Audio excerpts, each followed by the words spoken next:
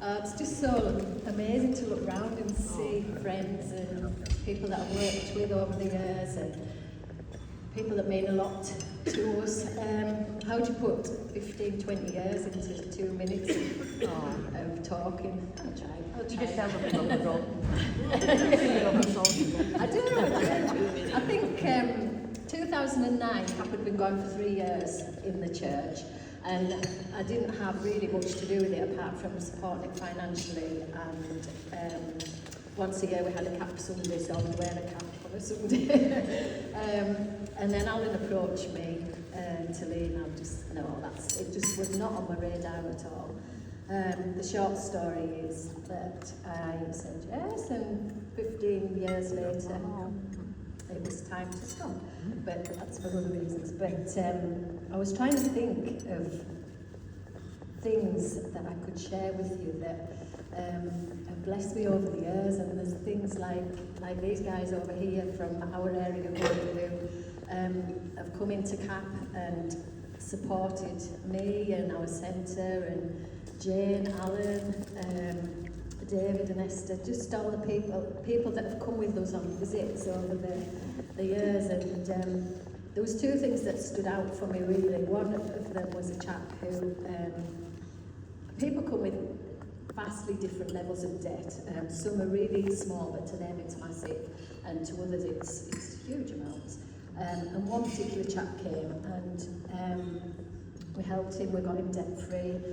And the thing that he said that he loved most about CAP was that when he went to Tesco's, he could take a trolley instead of a basket. And it absolutely, things like that we take for granted. And I was thinking, over the years, there's so many things that perhaps I would have taken for granted, but because I've done this job, that you just appreciate what you've got. And I just want to tell you one, can I say one more? There was a lady who used to walk past our office on Spencer Street, and she worked in finance. She had a decent job, and she had no connection to the church or anything. And she saw our signs and she thought, I wonder if these people can help me. And she came in, and we became friends. She became debt-free. And then a wee while later I was helping another lady who she was in a sheltered house because of domestic violence, but she was ready to move on. But on this particular day I was going to visit her, but this first lady rang me up and said, could you come and see me before sometime this morning? I was like, working, but sometimes,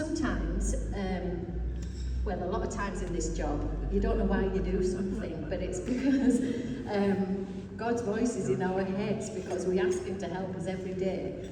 And this particular day, He was saying, just call in on your way. So her office was just near this lady's house, so I called in and she said, my colleague's mum's just died. She wants to know if you want the contents of the house. So I'm like, we had nowhere to store anything. And I just felt, God just said to me, just say yeah. So I said, yeah, well, that's great, thank you. And I went off down the street to this lady's house, and she said, she was in tears, and she said, I'm moving out of here, I've got to move into a new place. And I said, all right, do you need anything? She said, all I've got is a table and a television.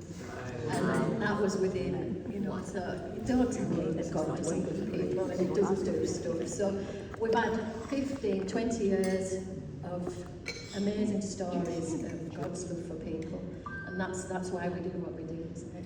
Yeah. So thank you all for your support. I do miss it.